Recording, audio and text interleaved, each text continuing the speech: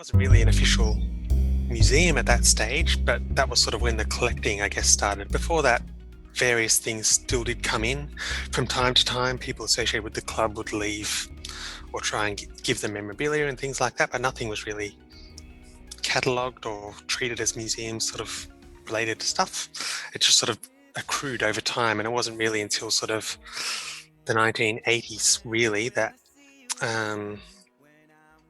started to actually operate more like a museum collection, getting museum staff on board and trying to catalogue everything and trying to store everything properly and so on and so forth. Operations all come under the Melbourne Cricket Club, so the club funds the preservation and the staff to look after all of this stuff. But also the story of cricket around the world, because because you have such a rich old history, and cricket has become an international sport. So it's not just for you guys. That's right. So yeah, for me, I've always sort of grown up with cricket. It does take some explaining to people overseas. Why do you play a sport that goes for 5 days? How do you keep it going?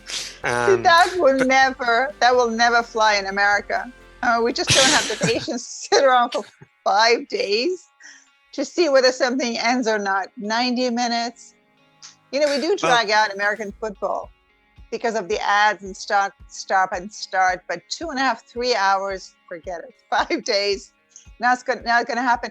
But it's fascinating. It's so interesting. It's actually has been a bit of, in recent years particularly, cricket has really changed a bit, and they're sort of embracing that shorter format as well. Like, without getting too much into the history of cricket, basically, when cricket originally started in terms of international cricket, there was no time limit, so you would just play until it finished. So some matches went for more than 5 days. Some matches had to be stopped because the other team had to take the boat back to their country but they hadn't finished the match, so they just had to stop and declare it a draw.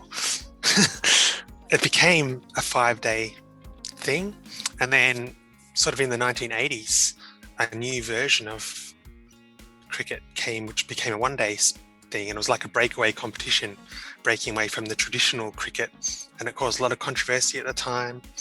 There was a lot of splits between players and TV networks and cricket boards and things like that. There was a lot of dispute and a lot of unpleasantness there for a little while. And then everybody sort of got their act together and rejoined, and the 1-day format of cricket became part of the wider cricket as well.